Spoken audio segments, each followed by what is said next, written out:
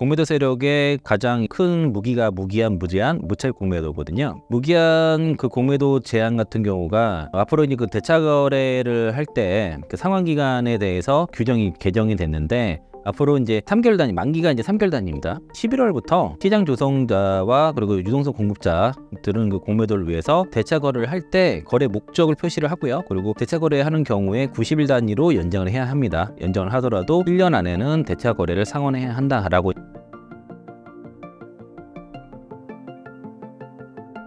네, 안녕하세요. IM증권 서울금융센터에서 근무하고 있는 이창한 영업부장이라고 합니다. 최근 공매도에 관한 이슈가 있다던데 어떤 내용인가요? 불법 공매도, 무차익 공매도 이런 것들이 국내 증시에서 많이 이제 발생하다 보니까 이제 금융당국에서 공매도 제도에 대해서 개선하고 있고, 무차익 공매도 이제 시스템도 마련하고 법규도 좀 마련한 상황인데, 공매도 세력의 가장 핵심적인 무기가 특히 무기한 공매도, 그리고 무차익, 무제한 요 세 가지인데, 이제 앞으로 요 세 가지들이 상당히 제한이 된다라는 그게 포인트고요. 요거로 얘기하기 앞서서 먼저 최근에 이제 발생한 뉴스를 요걸 좀 얘기를 해보면은, 최근에 이제 ETF LP가 목적에서 벗어난 장려 선물 매매하다가 과다 손실이 발생한 사건이 발생을 했고, 또 신한투자증권의 ETF 유동사 LP가 이제 본인의 목적과 다른 선물 매매를 하면서 1,300억대에 달하는 이상 달하는 이제 대규모 손실이 발생했는데, 어쨌든 ETF 유동성 공급자가 목적에서 벗어난 장려 선물매를 통해서 과대 손실이 발생했지만, 이것을 이제 스왑 거래인 것처럼 허위 등록해서 손실을 발생한 사실을 감췄다는 거죠. 이게 이제 8월 2일부터 이제 발생을 했던 건데, 이게 이제 10월 달 최근에 들어서야 이제 밝혀졌던 것이고, 그리고 이제 이게 이제 왜 또 문제가 되냐면, 이로 인해서 과거에 불법 공매도, LP 주도로 인한 불법 공매도에 대한 의혹이 있었고, 지난해 연말에 이제 금감원에서는 이제 혐의가 없다라고 이제 발표를 한 상황이었거든요. 그러니까 이런 것들 다시 의혹이 커진 그런 상황이라고 볼 수 있겠고, 지금 투자자들 사이에서는 신한투자증권의 불법 공매도를 주도한 LP, 그러니까 신한투자증권은 불법 공매도를 주도한 LP라는 의혹이 계속 지소되는 상황에서 이런 게 공교롭게도 나왔다는 것이고요. 그러니까 연말에는 이렇게 혐의 없으면 좀 나왔었던 것이고, 그리고 11월 달에 공매도 금지 조치에도 ETF LP가 무차익 공매도라든가 수익 목적으로 공매도를 했다는 의혹이 이제 계속 발생을 했었다는 것이죠. 공교롭게도 2차 전지 종목들 떨어질 때 신한투자 창구에서 이제 자꾸 매도가 많이 나오다 보니까, 이게 혹시 이제 불법 공매도 세력의 창구가 아니냐라는 그런 의혹이 있죠. 의혹이 있었는데, 이게 딱히 증거가 있는 건 아니에요. 그냥 의혹인 것뿐이고, 일단은 12월 달에 금감원 점검 결과에서는 이제 거래량 상위 6개 증권사에서는 이제 차입을 확정된 물량 범위에서만 공매도를 해서 무차익 공매도가 발생하지 않았다고 발생을 했거든요. 근데 이 무차익 공매도가 발생할 수는 없을 거예요. 사실상 이게 이제 이거는 컨트롤이 되기 때문에. 다만 이제 이번 사건 이후에 이제 계속 이전부터도 LP 불법 공매도에 대한 의혹이 있는 상황이었는데, 이런 게 좀 나와서 문제가 됐던 것이고, 요게 이제 신한투자증권 회사 소개 홈페이지 가면은 내용이 있는데요. 금융사고 발생 건이 있습니다. 그러니까 8월 2일부터 10월 10일까지 이제 발생한 건인데, 여기 금융사고의 사유 및 경유 내용을 보면은 ETF LP 목적에서 벗어난 장려 선물 매매로 과다 손실 발생 및 허위 수역 거래가 등록된 사실을 발견해서 이런 내용이 있고, 이게 제가 옆에 이제 차트를 띄워놨어요. 이게 뭐냐면 이제 1,300억에 대해서는 추정치라서 더 늘어날 수도 있고 줄어들 수도 있고 변동이 나타날 거고요. 여기 동그라미 친 거, 이게 8월 1일입니다. 요때부터입니다. 요때 장려 선물 매매가 발생했고, 그 다음날 블랙 먼데이가 온 거예요. 그리고 나서 V자 반등이 올라왔죠. 그리고 이제 마지막 이제 10월 10일 날 밝혀졌던 것인데, 이게 변동성이 되게 크게 일어났단 말이죠. 매매를 어떻게 했는지는 모르겠지만은, 이로 인해서 손실을 만회하려고 매매를 더 하다가 이제 손실을 더 키운 케이스라고 볼 수 있겠고, 거의 2달 가까이 모르고 있었다는 게 이게 좀 더 문제인 것 같고요. 그리고 이제 저는 좀 개인적으로는 이거 뭘 갖다 매매했을까? 장래 선물이면은 이게 지수 갖다 한 것 같지는 않고 종목일 가능성이 높거든요. 어떤 종목을 했을까? 이것도 이제 앞으로 이제 조사가 돼야 될 것 같고, 그래서 이제 이게 뉴스가 굉장히 많이 나와요. 그런 신한투자증권이 내부 통제 실패와 시장 신뢰 훼손 문제 지식명령이 있었다라는 뉴스가 이제 시사저널 2에서 나오고, 이 관련 뉴스가 지금 공중파에서도 지금 나오기 시작했습니다. 그래서 이제 금감원에서 지금 전수조사 26개 증권사 지금 파산 상품이라든가 선물 이런 부분에 대해서 전수조사 지금 들어간다고 하고 있고, 특히 이번 사태로 인해서 그 LP가 불법 공매도와 같은 시장 교란 행위에 개입하고 있다는 이제 시장 의구심이 더 키우게 됐다는 그런 지적이 나오는 상태고요. 그래서 지금 내부 통제 문제가 이제 그 신한투자증권 쪽에 다시 이제 시장에서 도마오르게 됐고, 결과적으로 LP가 정상적인 그 기능에서 벗어나는 것을 시스템을 통해서 차단하지 못했다라는 게 지금 문제인 것이고요. 지난해 말에도 이제 직원 또 횡령이 좀 있었습니다. 그 신한투자에서 내부 통제 실패뿐만 아니라 그 투자자의 신뢰 문제에 직결할 수 있다라는 것이고, 이 뉴스 계속 반복돼요. 그 LP에 대한 불법 공매도로 인해서 시장 교란 행위가 있지 않았냐라고 계속 지금 의심을 하고 있는 상황이라서 이번 건에 대해서는 조사가 좀 제대로 돼야 되겠고, 만약에 블랙먼데이가 없었으면은 이게 걸리지 않을 가능성도 있었습니다. 뉴스에 보면은 실제로 증시 급락이 아니었다면 드러나지 않았을 문제라는 해석도 가능하게 되는 것이고요.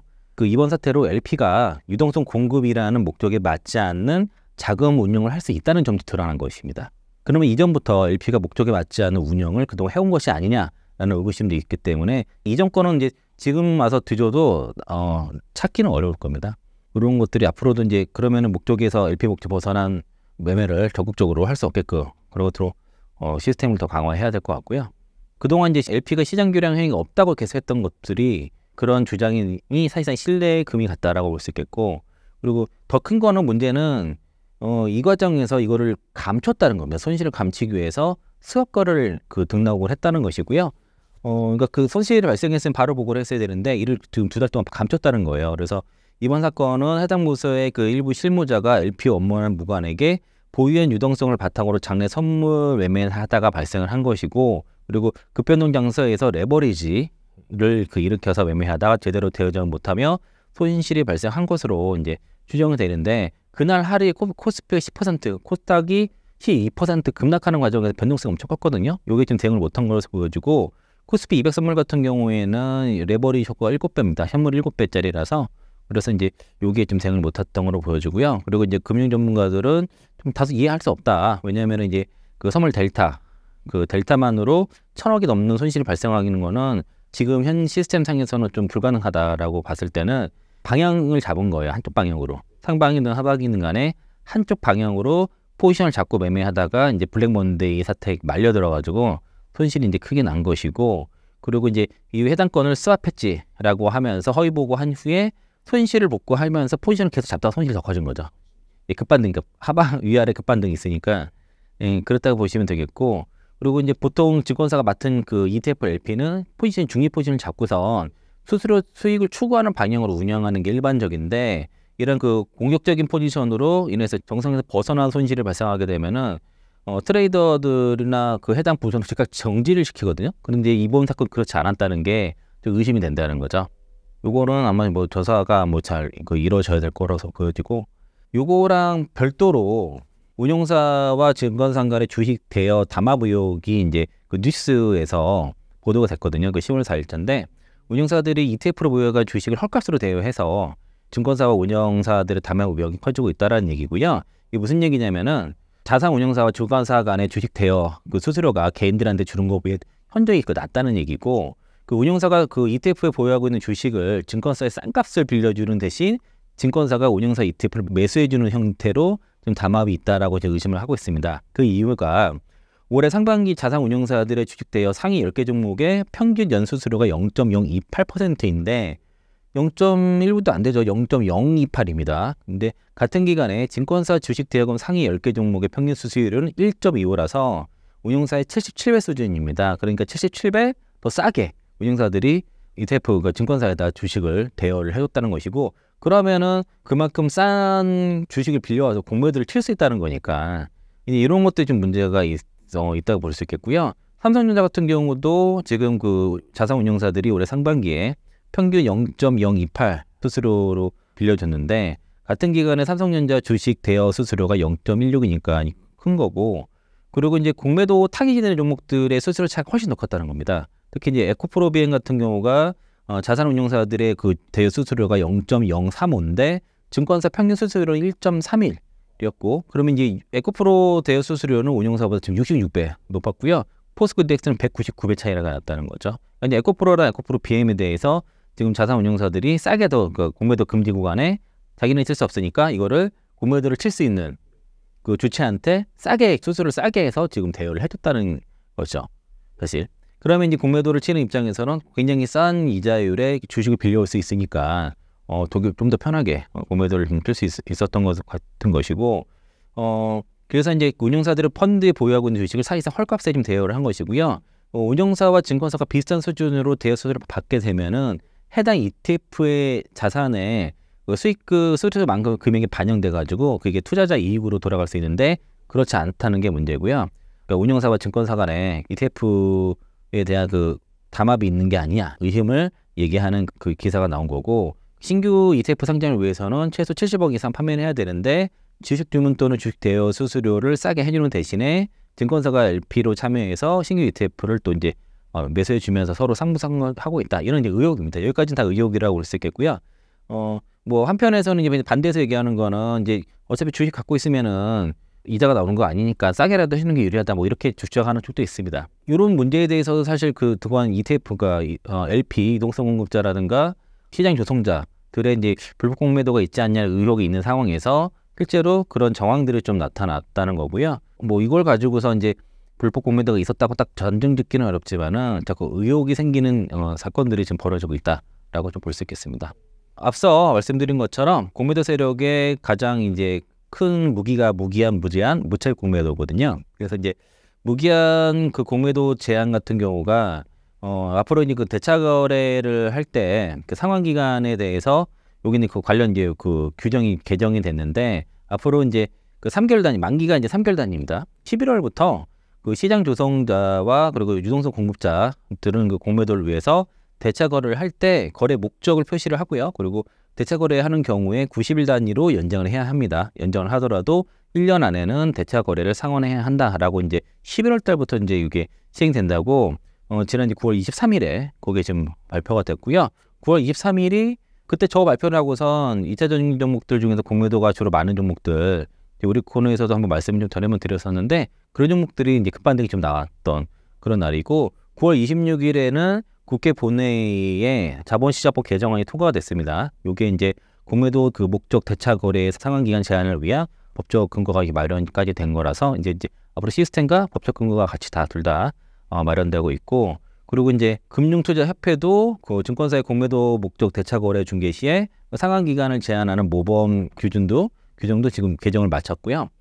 중개 그 서비스 제공 그 증권사도 이제 내년 3월 말까지 관련 시스템을 완료할 예정입니다. 그래서 이제 무기한 공매도는 앞으로 이제 이게 어려울 건데, 이거 이해를 좀 더 하면은 결국 이거 그 만기는 대차를 제한을 하는 거예요. 지금 갖고 있는 그 공매도 포지션을 바로 상환할 건 아닙니다. 11월 달 가서 바로 상환할 수 있는 건 아니고, 다만 뭐냐면 이제 어쨌든 간에 그 이전에 공매도 그 대차를 한 것들 있잖아요. 그것도 그 11월 달 이후에 만기에 도달했을 때는 이제 이 규정을 그때부터 받는 거예요. 그래서 이제 만기 3개월이고 그때부터 최장 1년 그 12개월까지 가능하다고 볼 수 있겠고, 11월부터 대차를 새롭게 받는 것들은 다 90일 단위로 상환 기간이 제한이 된다는 것이고, 연장해도 최장 이제 12개월. 그렇게 되면 이제 앞으로 뭐 골드만삭스가 에코프로비에 뭐 5년 가까이 공매도 포지션 유지하는 거 이런 일을 뭐 앞으로 못 하게 되는 거죠. 나중에 이제 상환을 하고, 그래서 헷갈리시면 안 되는 게 11월 1일 되면은 공매도 그전에 갖고 있는 것들이 바로 이제 만기가, 공매도 포지션 자체가 만기가 있는 게 아니고요. 대차가 만기가 있는 거예요. 내가 그 대차를 굴려왔지 않습니까? 예? 그럼 그거에 대한 만기가 발생을 하는 거죠. 그래서 이제 그전에는 그게 무기한으로 계속 이제 연장을 할 수 있었는데 11월 달 오게 되면은 그게 이제 첫 만기가 딱 도달하는 순간 그때부터 다시 3개월. 그 다음에 다시 그게 최장 1년까지 이렇게 이제 연장이 되는 거고요. 그리고 이제 무장 공매도 같은 경우는 앞서 잠깐 말씀드렸지만은 그 예탁원과 그 증권금융이 9월 말까지 이거 사실 개발 거의 다 된 걸로 아는데, 그 대차거래 목적별 상환기간 구분을 위한 내부 시스템을 개발 완료를 했고요. 그리고 이제 차질 없는 제도 시행을 위해서 이제 주요 참가자와 시스템 연기를 위한 테스트도 진행을 한 상태고, 중요한 뭐냐면 공매도 목적에 그러니까 공매도를 할 때 여기다 이제 그 목적을 이제 기입을 하는 겁니다.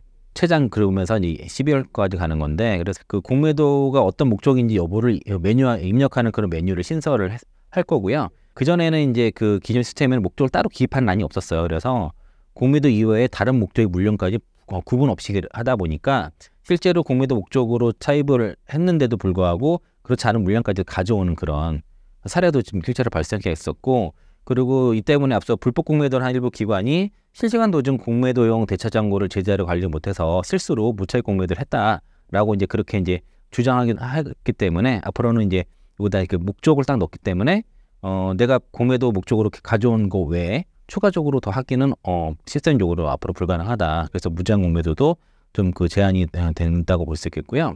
그리고 이제 무차익 공매도는 이렇게 주로 지금 금융당국이 하고자 하는 게 그 무차익 공매도 그 방지 시스템인 거예요. 그래서 9월 25일에 금감원이 그 무차익 공매도 판단 기준을 담은 토막 가이드라인을 제시를 했고 여기에 관련돼서는 공매도 잔고라든가 차입, 대여, 입고, 반환 그리고 담보 제공 등에 대해서 정의를 했고, 그러니까 기관이라든가 의견들이 그 불법 공매도 기준이 뭐냐라고 이제 물어보고 무차익 공매도 기준이 뭐냐라고 이제 문의가 많다 보니까 여기에 대해서 이제 그 가이드라인을 정확하게 이제 제시를 한 거고요. 그 내용 검은색으로 된 부분들을 좀 읽어보시면 되겠고, 그리고 이제 그 대규모 불법 공매도로 적발된 그 글로벌 IB에서 실시간 차입 가능 수량을 확인한 후에 차입 가능 수량 한도 내에서 시장 주문을 제출을 했는데 여기 체결된 만큼만 차입을 확정해서 비용을 최소화한 거죠.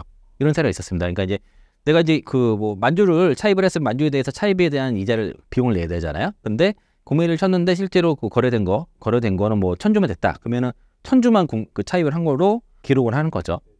이 경우는 주식을 실제로 차입하지 않아도 차입 계약을 확정하지 않고 매도 주문을 체결한 그때 불법이다라고 이제 그렇게 판단해서 앞으로 이렇게 하지 못하도록 하는 것이고, 그리고 각 부서에서도 독립 거래별 그 잔고 관리도 해야 되고, 그리고 거래단이 회사 전체 차원에서도 각각 매도 가능 잔고를 산출 관리를 해야 됩니다. 그래서 내부에서 대여한 주식에 대한 반환 매도 주문 가능 수량의 자동 제한 등 이런 무차익 공매도 자체를 못하게 하고 결제 불이행도 방지하기 위한 통제를 앞으로는 기관에서도 이걸 다 구축을 해야 된다는 거라서, 그래서 이제 사실상 이렇게 되면 무차익 공매도의 한 90%를 막을 수 있다고 하니까, 그러면 이제 시스템적으로는 무기한, 무제한, 무차익 공매도가 상당히 지금 제한이 된다라고 볼 수 있겠고요. 이거는 이제 정부에서 상당히 이제 제도 자체는 좀 개선을 상당히 잘 하고 있는 것으로 지금 판단하고 있습니다. 그리고 이제 공매도 내부 통제 및 기관의 그 잔고 시스템 가이드라인도 좀 얘기를 해서 크게 두 가지고요. 그 내부 통제에 관한 가이드라인은 그 이제 업무 분담이라든가 그 공매도 전반 거래 통제 부서 및 감사 지정을 지정을 해야 되고, 그리고 업무 규칙 주문 전 법적 타당성 점검 및 그 거래 승인 절차 도입, 그리고 내부 통제 정기 점검, 그 위반자 조치 및 재발 방지 대책 강구 이런 것들을 포인트를 제시를 했고, 그리고 이게 이제 그 공매도 매매 업무랑 직접적 관련이 없는 그런 그 공매도 관리 부서를 지정을 해야 됩니다. 그래서 무차익 공매도라든가 불법 주문이 이제 되지 않도록 이런 시스템 관리를 하고 운영을 해야 되고, 그리고 그 대체 잔고 정보라든가 순 보유 잔고 이런 것들에 대한 그 규칙도 다 마련해야 돼요. 이런 불법적인 주문을 방지하기 위해서. 그리고 이를 통해서 정기적으로 또 검증하고 데이터 내용, 승인 내용도 앞으로 보관해야 되고, 이 시스템과 관련된 내용 중에서는 이제 잔고 기반 시스템에 대해서 통제하는 쪽을 구축을 하고 또 실시간으로 무차익 공매도를 통제를 해야 됩니다. 그리고 인위적으로 조작을 방지를 금지해요. 자동적으로 산출해야 되지만 이거를 손으로 수기를 할 수 없도록 앞으로 그렇게 된 거라서, 그래서 이거 정리된 내용이래요. 무차익 공매도 방지와 공매도 전산 시스템 구축에 대해서는 기관, 거래소, 기관법인 증권사별로 이제 가이드라인이 정해지고 어떻게 구축해야 되는지 조건들이 있고요.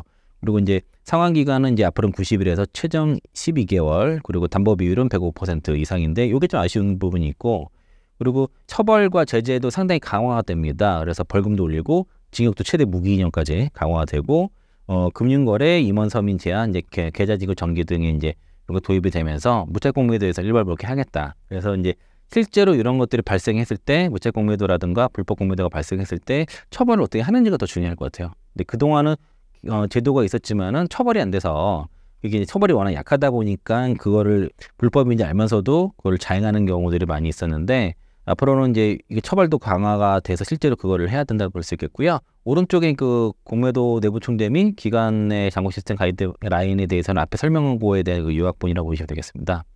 그리고 이제 앞으로 이제 불법 공매도를 했을 때 걸렸을 때는 이게 이제 최대 무기징역까지 나오게 되는데, 그 불법 공매에 대한 그 형사 처벌과 행정 제재를 강화하는 내용의 그 자본시장 개정안이 국회 본회의를 통과했고, 앞으로 이제 이게 이제 진행이 될 거고요. 그 물적 공매도가 발생하지 않아도 이게 이제 그 법을 위반을 하게 되면은 앞으로 이제 1억 원 이하의 과태료가 좀 부과가 되고, 그리고 여기에 대해서도 공매도 목적 대차 상환 기간 이거를 어기거나 아니 목적을 기입하지 않고 그럴 경우에도 무채 공매도 방지 조건과 동일하게 1억 원 이하의 이제 과태료가 대상이 되고, 그리고 불공정 거래와 불법 공매도에 대한 벌금을 부당 이득액의 이제 3배에서 5배에서 4배에서 6배로 상향을 했고요. 불법 공매도에도 이제 불공정 거래와 동일한 징역 가중 처벌도 적용이 됩니다. 그래서 특히 이제 부당 이득액이 50억 원이 이상일 경우에는 최대 무기징역까지 적용할 수 있게 돼서 상당히 엄해졌고요. 그리고 행정수단도 다양해진 게 그 최대 5년간 금융투자 상품의 거래를 제한하고 상장사 임원 선임과 재임을 제한하는 방안도 이제 들어가서, 요게 이제 시스템도 잘 만들고 이제 그 해당 그 자본시장법 개정안도 잘 통과가 돼서 이것도 관리만 잘하면은 앞으로 이제 공매도 때문에 뭐 주가 빠지는 이런 얘기는 안 나올 것 같고요. 사실 이제 공매도가 금지가 됐는데 주가가 빠지니까 아니 공매도 때문에 주가가 빠지는 게 아닌데 왜 공매도를 제한하는지를 금지시키지 모르겠다 이렇게 주장하는 사람도 있거든요.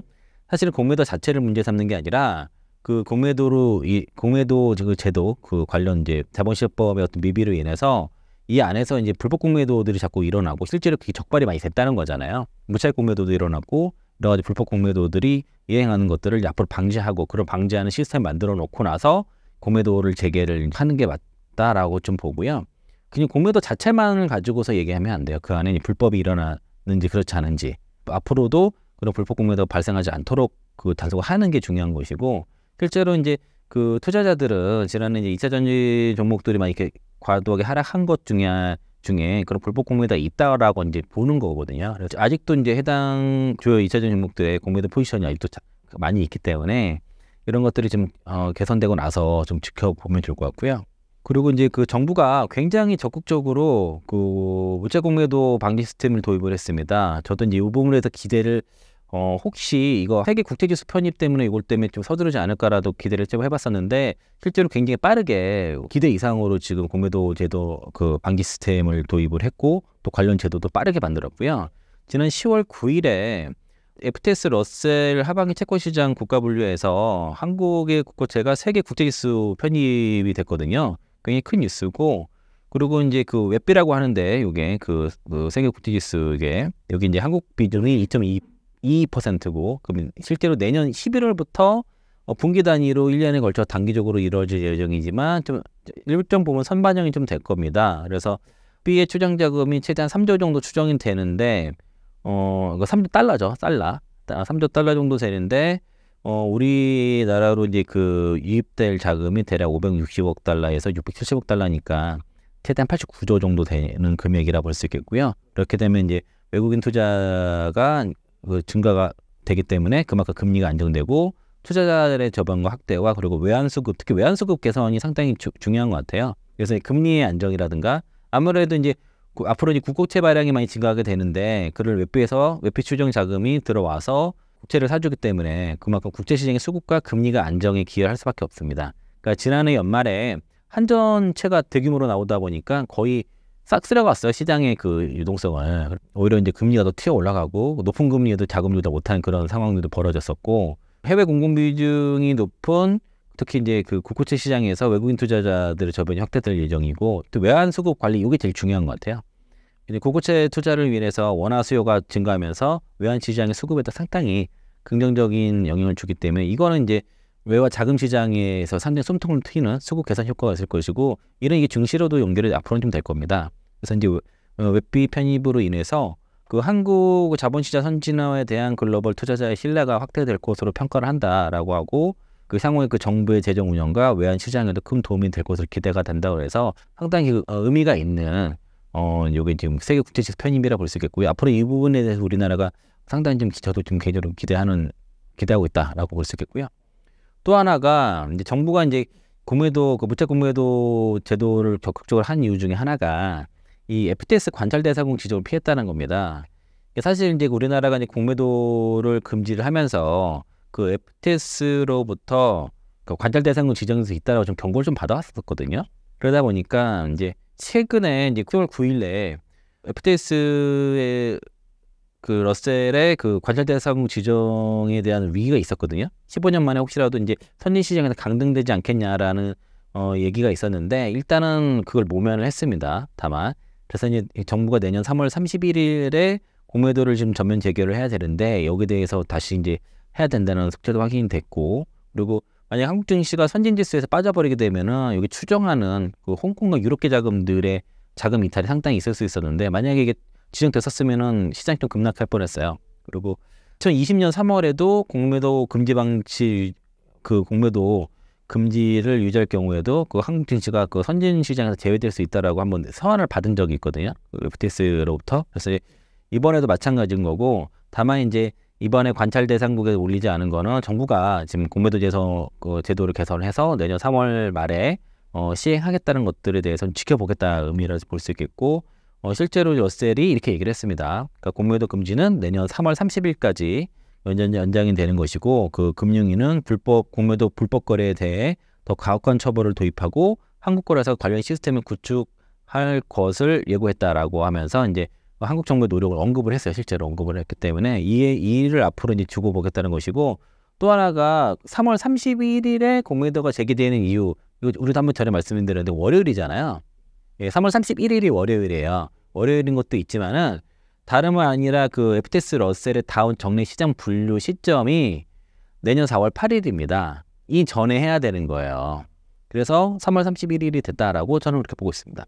그 10월 4일 기준으로 그 코스피 코스닥 쪽의 그 공매도 순보유 잔고 순위를 좀 보면은 뭐 포스코 퓨처, LG에너솔루션 두 종목이 많고요. 뭐 셀트리온, SK하이닉스, 삼성전자, 포스코홀딩스, 뭐 삼성바이오로직스도 있고, 그리고 LNF, SKC 이런 식으로 있는데, 여기에서 보면은 포스코 퓨처는 유독 좀 공매도 비중이 높습니다. 금액도 많지만은 그 LG에너솔루션도 6천억이 넘지만 공매도 시가총액 대비 공매도 비중은 0.66 정도밖에 안 되고, 이게 높은 게 유독 포스코 퓨처이 높아요. 그리고 LNF가 높아서 양극재 종목들은 대체로 높다라고 볼 수 있겠고, 코스닥 같은 경우도 에코프로 BM, 에코프로가 공매도 잔고가 압도적으로 많죠. 보시면 HLB, 알테오젠도 있지만 에코프로 BM은 7,364억, 에코프로가 4,884억 정도 돼서 비중도 시가총액 대비 공매도 비중도 4%가 넘습니다. 에코프로 HN까지 그 2.3%, 그 10월 4일 기준으로 에코프로 그룹 쪽에 세 종목, 코스닥에 있는 세 종목만 합쳐도 거의 1조 3천억이 넘죠. 3천억이 훨씬 넘죠. 거의 4천억 가까이 되죠. 근데 엔캠 같은 경우도 뭐 여기 순위 있지만 공매도 비중 자체가 높지는 않아요. 그래서 실제로 2차전지 섹터의 공매도 많은 종목은 에코프로 BM, 에코프로 HN, 그리고 코스피에서는 포스코퓨처, LG에너솔루션, 포스코홀딩스, LNF, SKC, 요거를 이제 정리를 한 게 요거고요. 그래서 이제 에코프로 BM의 공매도 잔고가 이제 가장 많고, 포스코퓨처, 그다음에 LG에너솔루션, 에코프로, 포스코홀딩스, LNF, 에코프로 HN, NK 요 순인데, 여기 보시면 공매도 비중이 이제 높은 것들을 보면 2% 넘는 것만 제가 별도로 표시했고요. 그게 에코프로 BM, 포스코퓨처, 에코프로, LNF, 에코프로 HN, 그러니까 에코프로 그룹주와 양극재 두 종목이에요. 불법 공매도, 그러니까 공매도 예선이 완전히 되고 불법 공매도가 방지가 된다 그러면은 이런 종목들이 원래 그런 수급적으로 영향을 받을 수 있을 것 같고, 그리고 제가 밑줄 쳐놓은 거는 9월 26일에 제가 체크를 했었는데 그 이후에 공매도 순보유 잔고 수량이 올라간 경우입니다. 그러니까 이제 최근 조정 받을 때 공매도가 다시 또 증가하고 있습니다. 그래서 이걸 좀 잘 보셨다가 이제 코스닥에서는 에코프로 BM, 에코프로 HN 이런 종목들이 이제 공매도 잔고 많은데, 특히 에코프로 HN 같은 경우는 유상증자를 하는데 에코프로가 이제 그 120%까지 이제 초과 청약하겠다고 하다 보니까 공매도 잔고가 급감했어요. 이게 거의 1,700억까지 한때 있었거든요. 근데 지금 211억까지 지금 급감을 했다라고 볼 수 있겠고, 아마 급반등 나온 게 쇼코버가 상당히 이루어진 걸로 좀 보여지고, 나머지 에코프로 BM, 포스코퓨처 요 세 종목이죠. 요 세 종목과 포스코홀딩스까지, 에코프로 그룹주 2개, 포스코 그룹주 2개, 이 네 종목에 대한 공매도가 어떻게 이제 쇼커버링 될지 이걸 좀 지켜봐야 될 것 같고, 그리고 전에 이제 제가 이제 국내 시장의 반등을 하려 그러면 달러의 환율, 요게 이제 NK 트레이딩 청산 우려가 줄어들어야 된다고 말씀드렸는데, 최근에 그러니까 달러에는 환율이 지금 149까지 엔화 약세가 진행되다 보니까 NK 트레이드 우려는 상당히 벗어났고, 그 다음 두 번째가 금투세였습니다. 금투세가 유예되거나 폐지가 확정이 돼야 된다.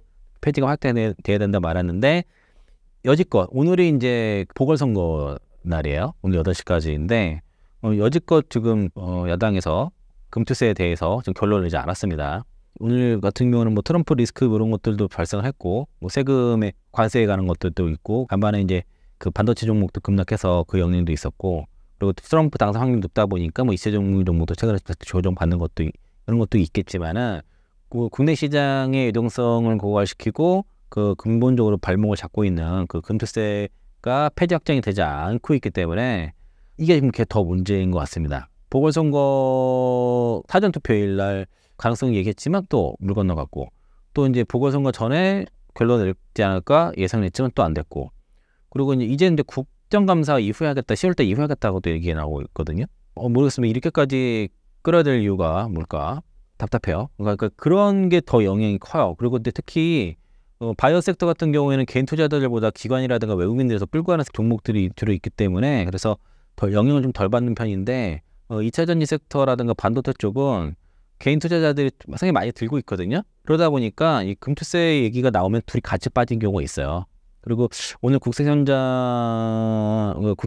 국세청장이 내년 시행 좀 어렵지 않냐 이런 얘기 좀 국정감사에서 얘기를 했기 때문에 사실상 내년 시행 물리적으로는 좀 어려운데 이게 지금 자꾸만 결론 안 내고 끌어버리니까 자신감 있게 시장에 자금 배팅을 못 하는 거죠. 그리고 이제 11월 달에는 이제 미 대선도 있다 보니까 여기에 대한 공개세임이 최근에 다시 그 트럼프의 지지율이 급격하게 추세적으로 올라오는 게 보이거든요. 특히 경합지회에서 해리스를 지리는 그런 예상 나오는 것들이 나오고, 그리고 미국 전국 단위 투표는 사실 의미는 없어요.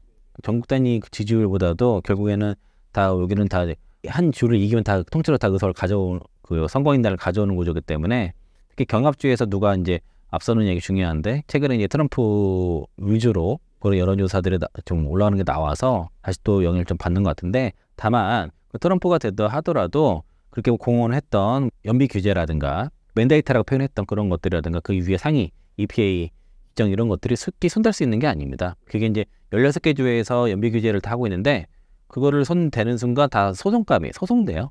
그래서 이제 쉽게 그렇게 건들 수 있는 문제는 아니고, 그리고 트럼프가 그걸 막기 전에 이미 이제 그 연비 규제에 의해서 그걸 지키지 않으면 지금 완성차 기업들이 대규모 벌금을 낼 수밖에 없거든요. 그 전에 죽어요. 그러겠죠. 그 벌금 때문에 크게 지금 손실을 볼 수 있기 때문에 트럼프가 그거를 연비 규제를 완화해주길 기다릴 만한 여유가 없는 상황입니다. 그래서 이제 내년도에 전기차 신차들이 유럽도 그렇고 북미 시장에서 쏟아지는 이유도 그렇다고 보시면 되겠고요. 그리고 요거는 이제 좀 제가 다른 방송에서 좀 언급 한번 했던 건데, 그 에코프로와 에코프로 BM의 이제 아침에 주가가 딱 움직이면 요 ECM 비즈라는 곳에서 기사가 항상 나요. 근데 뭐라고 나면은 에코프로 BM 장초반 주가 약세 이러면서 초전자재 관련주 상승, 초전자재 관련주 하락 이런 식으로 지금 같이 계속 묶고 있거든요. 제가 처음에 이걸 매일같이 올라오길래 그 ECMBG 김하성 기자가 이렇게 쓰고 있습니다. 매일 이렇게 쓰고 있어요. 하루도 빼놓지 않고 지금 오늘도 올라왔어요. 똑같이 같은 패턴으로. 그 에코프로와 에코프로 BM을 자꾸 초전자재랑 같이 묶어서 지금 기사를 쓰고 있는데, 이거는 초전자재 관련 종목들은 우리가 생각하기에 뭐 테마주 아니면 작전주 실체가 있다를 보지 않잖아요. 대체로 거품주 이렇게 보잖아요. 그걸 자꾸 이런 식으로 붙여서 에코프로와 에코프로 BM이 마치 거품주인 것처럼 이렇게 연상을 하도록 자꾸 영향을 준다는 거죠. 하루도 빼놓지 않고 있는데, 제가 처음에 이 기사를 보면서 혹시 이 기사의 시작이 지난해 7월 26일이지 않을까라고 생각을 했어요. 혹시나. 근데 맞았습니다. 이슈앤비즈 김하성 기자가 에코프로 주가 움직이는 기사를 쓰기 시작한 날의 실자가 2023년 7월 26일이었습니다. 그래서 이제 그날이 요게 황제주 요거예요. 황제주 에코프로 장중 150만 원 돌파후 급락세, 에코프로 BMD 급등 후 하락 롤러코스터, 이때가 시작이에요. 이때를 이제 요때부터 시세로 쓰기 시작해가지고 쭉 가다가 어느 날부터 이제 이거 초전자 관련 종목들이 막 급등하기 시작해요. 근데 그때 에코프로 주가 약세 이렇게 붙이기 시작합니다. 보면 초전자 관련 종목 장중 하락세, 에코프로 주가 약세 이렇게. 먼저 그 초전자 이렇게 쓰다가 나중에는 이제 초전자 관련 종목들 내용이 잘 안 나오잖아요. 그때부터는 초전자차가 앞으로 갔던 것들이 이제 에코프로엠이 앞으로 가고요. 초전자 관련 주 상승세 뭐 하나 이런 것도 뒤로 가게 시켰어요. 이런 패턴으로 매일까지 쭉 쓰고 있습니다. 이거 왜 그러는 겁니까 도대체? 저는 좀 이걸 좀 이해할 수 없어요. 이건 그래서 상당히 의심받을 만한 행동이거든요. 요거는 그 에코프로 그 주주들은 여기 그 ECMBG 항의를 해야 된다고 보고 있고요. 하여튼 뭐 그냥 놔둬서는 안 될 거라고 저는 보고 있습니다. 그래서 너무 좀 악의적이다 생각이 들어서 적극적으로 항의하셨으면 좋겠습니다.